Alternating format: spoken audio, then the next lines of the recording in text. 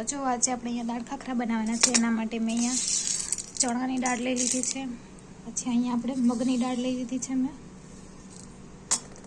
અને અહીંયા તુવેરની દાળ લઈ લીધી છે. તો ત્રણેય આપણે દાળ લઈ લીધી છે. તમે આની અંદર મસૂરની દાળ પણ નાખી શકો છો, પણ મને મસૂરની દાળ એટલી બધી નથી ભાવતી એટલે હું નથી નાખવાની. તો જો આપણે અહીંયા ત્રણેય દાળ લઈ લીધી છે. હવે આપણે ત્રણેય દાળને સારી રીતે ધોઈ લેવાની છે.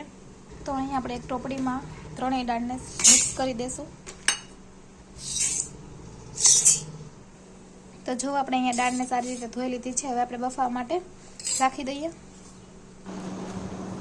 તો જો આજે આપણે અહીંયા દાળ ખાખરા બનાવવાના છે. તો એના માટે જો મેં અહીંયા એક ટોપડીમાં આપણે તેલ લઈ લેવાનું છે. તો મેં અહીંયા 2 મોટી ચમચી જેટલું તેલ લઈ લીધું છે.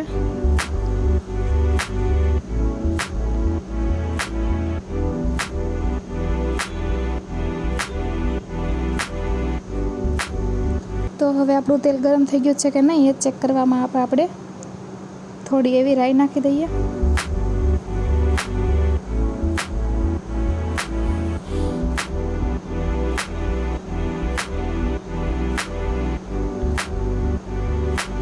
જો અહીંયા આપણી રાઈ થોડી ફૂટવા લાગે છે. તો આપણું તેલ ગરમ થઈ ગયું છે. તો હવે આપણે હજુ થોડી એવી રાઈ નાખી દઈએ.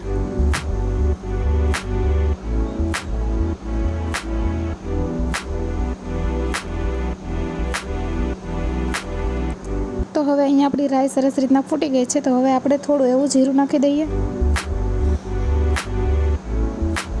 અને હવે આપણે લસણ અને મરચાંની પેસ્ટ નાખી દઈએ. થોડીક એવી હળદર નાખી દઈએ, અને જે આપણે દાળ મિક્સ કરી હતી બાફવા માટે રાખી તે દાળ આપણી સરસ રીતના બફાઈ ગઈ છે. તો હવે આપણે એની અંદર નાખી દઈએ, અને હવે આપણે બધું સારી રીતે મિક્સ કરી લઈએ.